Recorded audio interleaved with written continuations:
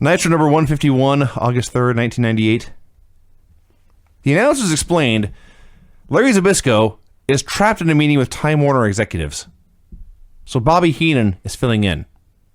Upgrade. Well, that's true. But they said this is related to Dusty Rhodes' Texas gag order from last week, which apparently, I guess, had legal standing even outside of Texas. You're telling me that he really had a Texas gag order put on him by Dusty Rhodes in that stupid segment? I guess so. I guess so. I'm turning on the show already. Mean Gene, who was on the show at least 47 times, I'm sure, brings DDP out for a promo. And here's where it occurred to me. Road Wild is this Saturday. 5 days, they said. Road Wild is Saturday, and this was the first Nitro where they even announced what the main event was. Yeah. It is Hulk Hogan and Eric Bischoff against DDP and Jay Leno. Yes. In Sturgis. Yes. At a free fucking show. Yes. On pay-per-view. Right. And by the way, the champion, Bill Goldberg, has no opponent for this pay-per-view. No one bothered to book a world championship match for the pay-per-view. He had to get his own match booked. I'm stunned. So yes, Jay Leno in storyline going to hit the pro wrestling ring on pay-per-view with a week of training from Dallas Page. Yeah, for real, he was training with Canyon. And he knows moves. This was not DDP's best promo. I've never heard him use the word scum more than in this particular pay-per-view here, or this particular interview. They plugged the pay-per-view. Think about this. Just think about this for a second. They want you, the viewer, to buy a pay-per-view where not only is the main event Hulk Hogan and Eric Bischoff versus Jay Leno and Diamond Dallas Page, but DDP in his interview hyping up this pay-per-view flat out says, I had to twist Jay Leno's arm to get him into this match. I think he was trying to be sarcastic. Can you imagine? I think he was trying to be sarcastic. Well, he did a poor job because I believed he had to twist Jay's arm. Well, there's more. Page finishes. He announces the match. He goes to leave to the crowd. But Jimmy Hart and Barbarian come out to issue him a challenge for some reason. So it's Page versus Barbarian. Hey, this was better than last week's opener. Well, listen. Brian, you love the Barbarian. I love the Barbarian. I'm going to assume Craig loves the Barbarian. Sure. They've been doing nothing with him for months. Nope. And last time we saw him, he was getting beat up by his old partner, Meng. That's right. He comes out here. He's been doing nothing. He's not doing nothing on the pay-per-view. Page is in the main event. And think, okay, we're going to DDP showcase here. Nope. Barbarian wrestled like The Undertaker. He took 70% of the match. Page keeps going for diamond cutters out of nowhere and getting cut off. And then finally, it's time. He's a clever savage. It's time. Page grabs him for the cutter. And time freezes. Mm-hmm. And it appears that Barbarian doesn't want to go down. No. So Page is pulling on his head, and finally they both just fall over, and then Page pins him. I don't know what happened here. Wow. Yeah, this was a day where DDP decided, well, I'm going to wrestle the Barbarian. I'm going to put this whole match together, and I'm going to work really hard and have a really good match. And technically, it wasn't bad until the end. It was the finish was bad. The match was fine. This was a terrible match to build up a pay-per-view main event with Diamond Dallas Page. Yes, it was so bad that had I been in charge of this live show, I'd have sent them back in hour number 3 to do it again and do it better. To say, Page, just kill him this time. So Larry's back. He missed 15 minutes. He's going through some spiel about how there was doctored videos and people had been harassing him on the set. He said he had threatened to quit and go play golf full-time. And that was it. That was the payoff. Yep. What the hell was this? Nothing changed. Yeah. They recapped Goldberg's win over Bryan Adams last week and then getting chokeslammed by the Giant and the show. Eric Bischoff came out to do what is hopefully his last talk show segment. Dude. This was another Tonight Show segment. He only has 2 sources of material. Yes. He has Monica Lewinsky jokes, and he has Jay Leno's head/chin. Right. That's all he has. And, I mean, before, like, sometimes he would come out and he would only do the interview segment. Sometimes he would come out and he would only do the monologue. This time he comes out here and he does an excruciating monologue. And then he goes and he interviews Hulk Hogan on a fake Tonight Show set. and Hulk Hogan is out there cutting a promo, a fighting promo on Jay Leno. Do you know what's amazing about this? A lot. So we used to get the quarter hours. This did not die in the ratings. That is People astonishing. did not turn off the show during this. How? I was ready to turn off the show. You know what was really annoying me about this? Hogan's jewelry, his necklace, kept banging into his mic. So as he's talking, you just hear this over and over again. Anyone hear that? Yeah. I was sitting in the mic. I couldn't tell. Anyway, he promised they would win at Road Wild. This was dreadful. Dreadful is what this was. Had a Bret Hart video package focusing on his rivalry with Sting. Psychosis, I think, was booked against Disco Inferno. Yes. Disco comes out, then makes a big introduction of his best friend, his tag team partner, and one of the world's hottest young dancers, Alex Wright. They play Alex's music, but it's Tokyo Magnum instead. Disco doesn't care. Did he say Alex Wright? No, he did I don't not. think he did. I think he said, this is my partner. He's the greatest dancer of all time. Never said Alex You're Wright. supposed to think it's Alex I Wright, see. but instead Tokyo Magnum comes out. Apparently, their tag team broke up. I'm going to explain all my confusions in this show due to the horrific buffering issues. So, whatever. It had nothing to do, Vinny, with your buffering issues. No, it just wasn't. Well, I had to It had stop to and do- restart, and I missed where he started speaking. But my point is, it had to do with this show sucking. Well, there's that as well. That That's didn't the help bigger things. issue. Tokyo Magnum comes out to wrestle for Disco. They do about two things, and then Scott Norton comes out and kills them both, and Disco doesn't care, and he leaves. Well, I'll tell you what you missed with your buffering. Psychosis Magnum is about to start. Norton comes out, power bombs both guys. He says, I don't have a match tonight, so I'm going to make my own. So anybody who wants a match, come out here. Hugh Morris comes out in his pajamas. Yeah. Norton power bombs him and then leaves. immediately. He got no offense. I thought he wanted a match. I don't know. I don't know. For the second time in 20 minutes, they recap the Bret Hart Sting feud. We get it. They are not buds. We understand. Mean Gene's back. Brings Goldberg out for a promo. He says he wants the Giant Road Wild. He never mentioned, I don't think there's a Battle Royal. But he starts talking about how he'll go through anyone in either NWO to get to the Giant. There is a battle royal on Road Wild. Yeah. Yeah. She says, I'll get through Hall, I'll get through Nash, I'll get through Sting, I'll get through Conan, whatever he says. Sting is pissed. Sting comes out to go face-to-face with Goldberg. All right, here we go. The 97 things happening at once voice. Sting came out and they went face-to-face. Giant then appeared on stage and said Goldberg didn't have to wait. Paper started to fall from the sky. Goldberg wiped out the Kurt Hennigs and Vincents of the world and chased Giant backstage. Bret ran out and ran past them to grab Sting. Sting shoved him aside and ran to the back. Yeah, buried in what Vince just recounted there was that randomly NWO flyers began falling from the ceiling. I don't know why. No one knows it was why. never mentioned again. No one knows why. It was weird. This show is weird. It's like he found them backstage and said, we got to use these at some point. Dump Yeah. them today. Let's drop them. The Flyers said, Goldberg, you're next. Woo. This was a mess. Backstage, Sting found Lex Luger laid out. Oh my God. So Sting is supposed to team with Luger tonight against Scott Hall and the Giant. Correct.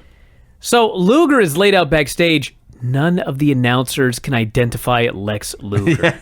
Okay, listen. Sure. How many guys look like Lex Luger? Few. I mean, for fuck's sake. Like one. Sting goes down there. He kneels down next to his friend. He puts his hand on him. And then he stands up and he walks away. Right. Later, guys come in to tend to Lex Luger. Sting left him for dead. Tony Schiavone then alerts us, hey, we have been alerted. That's Lex Luger. And I know where Sting is. He's leaving the building. By the way, if I see one of you passed out in a hallway, I'm not going to assume somebody's going to come scoop you up. I'm going to stay there with you until the EMTs arrive. Thank you, Craig. I'm just telling you that right now. Thank you, Craig. I'm not leaving the building. It's reasonable because I'm often confused with Lex Luger. Anyway. Let's make more jokes about me and Lex because I don't want to talk about Hacksaw Jim Duggan in Hey, 1998. let's be honest, okay? It was Hacksaw Jim Duggan versus Bryan Adams. I looked at the screen. I screamed. I expected the worst match I've ever seen in my entire life. And given how terrible last week's show was and my exceedingly low expectations, This was okay Are you fucking high? until Okay. this goddamn fucking finish. May I? Go for it. First of all, I disagree it was okay, but that's not worth that's not a hill to die on. So, Vincent jumps in the apron. Excuse me, he jumped on the apron. Vincent. Yeah. Okay. The apron. Duggan goes after Vincent. Crush goes to kick Duggan. Duggan dodges. Adam's foot waves in the general vicinity of Vincent's head, Sure. which causes Vincent to go flying. Adams then places his foot through the ropes, not over the ropes, through the ropes, and on the apron. Hacksaw Jim Duggan grabs the middle rope and attempts to lift it up into Bryan Adams' balls. Bryan Adams is 6'6". He has to drop way, way down for his balls to hit the middle rope. Then they can't leave it alone. Hacksaw has to shake him up and down on the middle rope. Now, if you didn't understand what Vince said, Bryan Adams is standing with Getting angry. one leg in the ring, one leg on the apron, straddling the middle rope. Duggan yanks it up towards his balls, but literally because Bryan Adams is so tall, it comes nowhere near his balls. And so Bryan Adams decides, I'll sit down on the rope and then sell my balls. Yeah. Over and over. That's not even the finish, by the way. Oh, no, there's more. There was more bullshit. Vincent's there. The 2x4's there. No, right in no, front of don't gloss over this. Vincent gets in the fucking ring with a 2x4. Fact. Correct. There ain't no ref bump. No. The ref is standing right there Watching while the whole this thing. fucker is swinging a 2x4 at Hacksaw Jim Duggan. Duggan thwarts Vincent. He throws Vincent out of the ring. The ref is standing right there. This distraction allows Bryan Adams to hit Hacksaw Jim Duggan, pile drive him, and pin him. Hacksaw was fucked here in this match. He was screwed by a crooked referee. Of course, that's not the storyline. That's just what fucking happened. He doesn't seem to care. But I was so mad when this match was over. But Vincent never made contact It with Hacksaw doesn't Jim matter. Duggan. He was in the ring with a weapon. I understand. If you jump in the octagon with a gun, just because you pull the trigger doesn't mean the match is going to keep I would going. hope if somebody pulls a gun in the octagon, there would be 10 people on top of me by then. Yeah, well, you know what? There was nobody here. Charles Robinson let it all go on, and then Hacksaw got pinned, and this disaster was over. He got pinned with Bryan Adams' terrible pile driver. And they had the temerity, the gall, to show a replay of that missed boot spot. First of all, I'm pretty sure my foot came closer to Vincent's head than Bryan Adams' foot did here. If you imagine Hacksaw and Vincent had not been there and just watch what Bryan Adams did, it looked like he raised his foot high in the air and then tried to stomp the middle rope as hard as he could. Yes. At no point was it close to the top rope or going over. Bryan Adams here was significantly worse than the vast majority of WCW Saturday Night Jobbers. This is absolutely terrible. With no question. This was terrible. Mean Gene's back, trying to get into Sting's locker room. Bret is there, trying to get into Sting's locker room. Gene accuses Bret of laying Luger out. Well, Bret does show up, and in the most guilty manner possible, he goes, too bad about Lex, huh? Bret, he's awesomely horrible. Yeah. Oh, yeah. He's given up. He totally He's does there not to cash care. a check. He's punch a clock, cash a check, and go home. But it's so bad, but it's so funny. So Gene accuses Bret of laying Lex out, and Bret says, hey, I'd be a better partner for Sting than Lex ever would. He wants to be Sting's partner tonight. He says, I want Sting to know that he can trust me, and I will not let him down. They go to commercial. They come back. Gene's still there. Now he's on a motorcycle. Yeah. He's giving a speech about how riding motorcycles is great for old people. Gene has never been on a bike in his life. Actually, I'm pretty sure he rode hogs to Road Wild every year. Yeah, you mean the animal, right? He's never been on a bike. I think you'd be surprised. He rode on the back of somebody else's bike then. Sidecar. Yeah.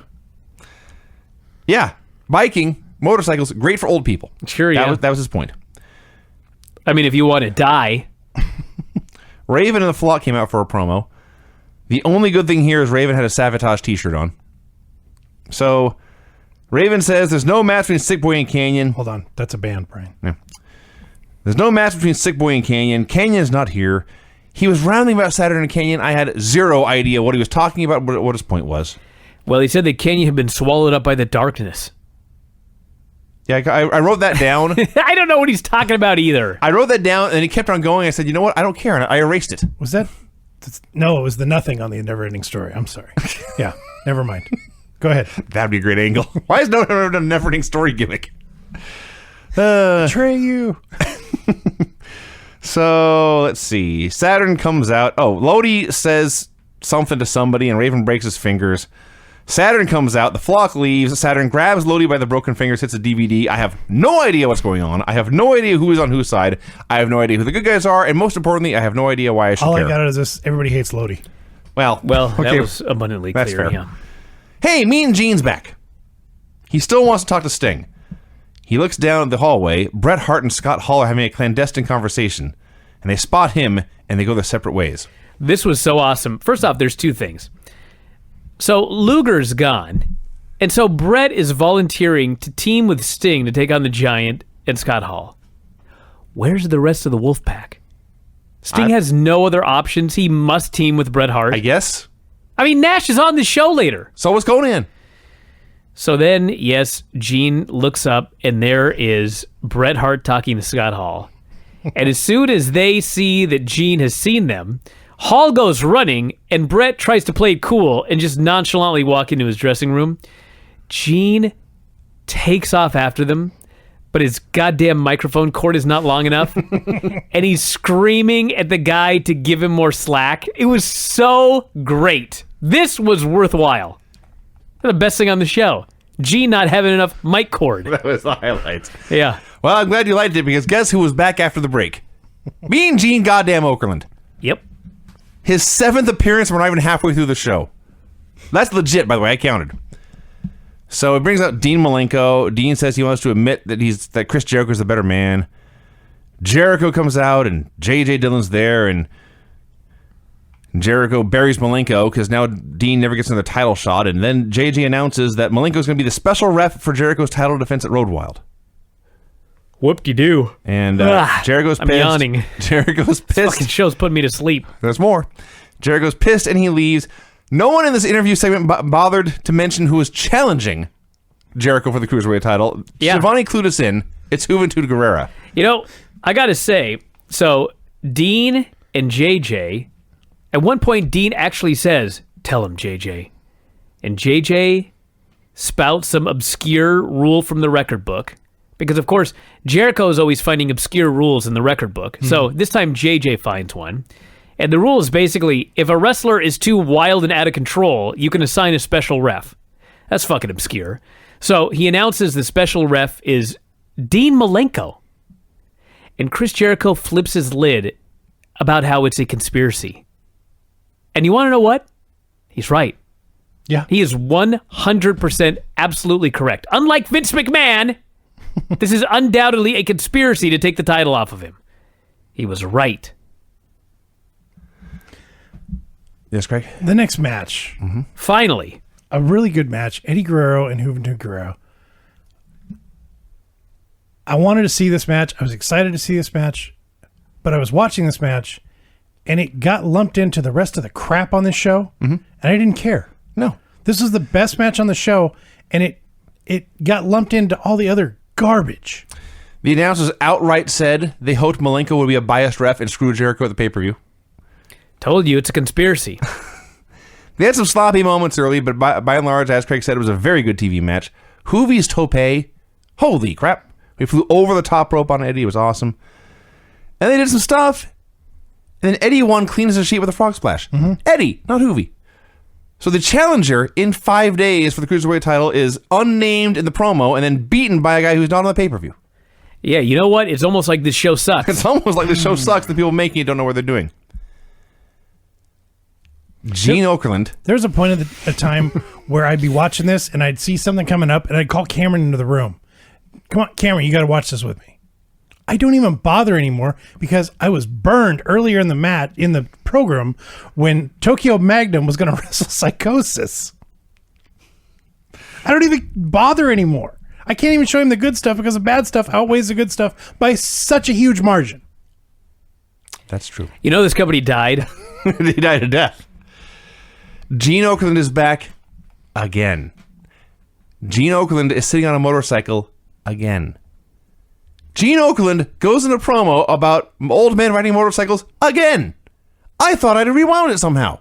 No, this had to happen twice. They go to commercial, they come back, it's Liz Marks versus Stevie Ray, and Gene Okerlund is back! Get off my TV! Go away! I mean, he's not that bad. It could be Dasha.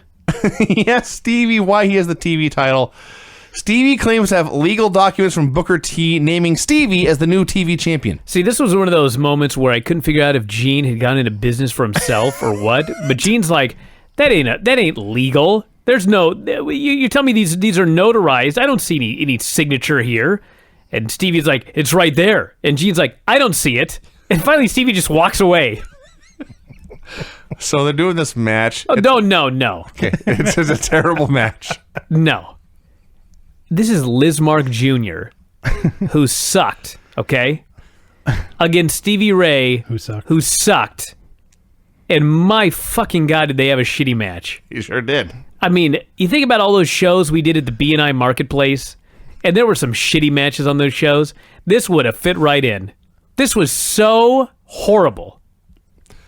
Thank God Chavo Guerrero interrupted. Are you kidding me? Words I've Let me never tell you said. something. I swear to God, when I'm watching Liz Mark versus Stevie Ray, which, by the way, Liz Mark, I mentioned it before, he's horrible. He's the worst luchador they've got. They're like, well, who can put him in the ring with? I know, Stevie Ray. It's horrible. And then the moment this fucking Chavo Guerrero came out on that goddamn stick horse, I fast-forwarded. I don't know what happened. I don't care. I am done with Chavo. I'm done with him. I will not watch his segments. Do you hear me? So you can tell me what happened. I'm not watching it. So Chavo comes out. He is wearing Stevie Ray's gloves. Stevie Ray didn't put on all his ring gear tonight. He says, I found these gloves in your bag. I also found this notary stamp. Now I can make marriage licenses and driver's licenses. Stevie chased him to the back. Liz Mark won by countout. And then I wrote, Jesus, this sucked. By the way, you don't have to notarize a driver's license. That would be weird. Yeah, you know, this kind of sucked. The storyline is stupid. Everything about it was stupid. Conan versus Curt Hennig. You know what's funny is Curt Hennig's out there and he decides, I'm going to have a good match with Conan. Yes. And he is bumping his ass off and he is just working like a madman. And Conan is Conan. And for what? I don't know. Did he not know the finish? I don't know. Rick Rude was not there, so Scott Norton was in Hennig's corner. So Conan hooks the tequila sunrise. Norton takes the ref. Hennig grabs Conan, chokes him with his own chain for a while, and then hits a fisherman suplex and pins him. It's not quite what happened. Norton kneed Conan in the back right in front of the referee. That's the second time on the show. It's like I'm watching New Japan. And not the good stuff about New Japan. The worst stuff. So the ref counts 3. At this point, Kevin Nash hits the ring. Thank God he's here. Hennig and Orton just leave. He never comes close to touching them. They go to commercial. Kev was never on the show again. He got paid for this. To walk out the ring and not help his partner. Well, he would have got paid. He sure if did wasn't get there paid for anyway. this. Chris Jericho versus Ray Jr. Another good match. You know what was weird about it, though, was it was actually not a good match, but there was a whole bunch of good things in the match. It was like they somehow were having a bad match, but then every, I don't know, minute or so, Ray would do something spectacular, and then it would go back to being a bad match again. There was no heat for it. There was a horrendous ref bump that looked so phony. And then the finish was Ray does a cradle, there's no ref, Dean Malenko runs down and counts the pin. They ring the bell, but the title does not change hands. They did say it was a non-title match. Oh. 20 minutes prior. They did say I that. see. Ray working with a massive knee brace. Yep. Massive. Let's see where to begin here. They were plugging Travis Tritt's concert as much as any of the matches for Road Wild. Yeah, much more. They actually said that the pay-per-view was going to go longer because you're going to get a Travis Tritt concert. Excellent. Yay. That's great. It was scheduled for 30 minutes. Of Travis? Yep. That's a whole lot of country. We had Jericho doing a press slam into a tombstone, and following that with a dropkick, I believe, from the top rope to the floor. Mm-hmm. I'm thinking, what? Are you trying to kill someone on the show? And then he went to a banana splits for amateur wrestling. It's quite wacky. And then all that stuff you talked about happened. They recap the stuff with Buff Bagwell and Scott Steiner from last week, and then Scott comes out for a promo. Says his mother had called him, reminded him he's no better than anyone else, and his blood is red like anyone else's. 2 sentences, took him about 14 tries to get right, he never actually did. He removed his NWO shirt, said it was not for him, and he was quitting. He apologized to the fans, called out Rick so he could apologize to Rick too, and now comes Buff Bagwell dressed like Rick. Buff does dog tricks, Steiner gives him treats. This died a horrible death. Sometimes comedy just doesn't work. Bagwell says Scott is a great actor, tries to get Scott to cry on command, and Scott's about to when Rick hits the ring. Buff bails. So Rick Steiner's standing there with a chair, and Scott's just looking at him, and they look at each other, and look at each other, and look at each other, and then Rick just hits him with a chair. Hit him in the shoulder, so it was not in the head, but it came out, like, it was so obvious, but it still came from out of nowhere. I laughed my ass off. And then Rick is running around ringside, swinging this chair, chasing Bagwell, and calling him a pussy. Yes. Mm-hmm. Well, Rick's insane. He didn't care. No. He just did his thing and went to the back laughing. If you had told me Rick was supposed to like drop the chair and hug his brother, but then hit him with the chair instead because he thought it'd be funny, I would totally believe that. Scott looked totally caught off guard by being hit by the chair here. I laughed and I laughed and I laughed. The Nitro girls were dancing when Hogan and company came out for a promo. I couldn't believe they actually, after all this time, finally did an angle based off the Nitro girls dancing. Mm-hmm. Well, it'd been like a year, because Savage and Liz harassed Kimberly, too. But Bischoff traps Kimberly in the ring. She is trapped in the ring, can't duck under the ropes. Even Heenan saying, crawl under the ropes. She would not. Bischoff says, you know, Kimberly, you look pretty good for trailer trash. Heenan says, she does. I laughed at that, too. Bischoff says if it wasn't for him, Kimberly would be a waitress in a topless bar. She slapped him, and they grabbed her arms. Paige runs out. He gets tackled by Giant Adams. So they're both being held apart, and Bischoff starts talking about Penthouse Magazine, where it said Kimberly was the most active member of the Nitro Girls. This goes on for a while. Bischoff's taunting them both. Hogan says Kimberly's black and white from head to toe, and Vincent and Disciple start nodding. And they start beating up Paige as Kimberly looks on, and Giant chokeslams him, and finally they let her go, and Hogan says, you can come to my house if you ever need some good loving. No, let me say what he said. That's not exactly what he said, Vince. He said, the next time you really need some loving, come to the House of Hollywood because Daddy has got something for you. Creepy. This was so creepy. And you know what was... Here's my takeaway from this whole thing. I thought this angle was so awesome, but then it hit me that it was done to set up Hulk Hogan and Eric Bischoff against DDP and Jay Leno. That's right. Whatever. It was weird. So they go to the announcers. This was worth it. This was worth it. Because when this was over, we got the classic Mike Tenay disgusted look. For like 5 minutes. Right into the camera. Oh, yeah. He has to be a robot. He's an amazing robot. So the announcers are beside themselves. They can't even speak. They just look at each other, sigh deeply. They're so appalled and offended by what's happened.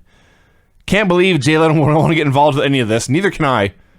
But they go on. It's like 2 minutes of gnashing and wailing, and then, folks, you don't want to miss this Travis Tritt concert. Very important. Here's his new CD. Run out and buy it right now.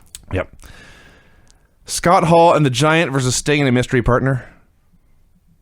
Turns out the mystery partner is Bret Hart. And then Sting's old music plays, and he drops from the ceiling back in the black and white crow makeup. Whoa. Excuse me? Yeah. He dropped from the ceiling in his old Sting makeup? Yep.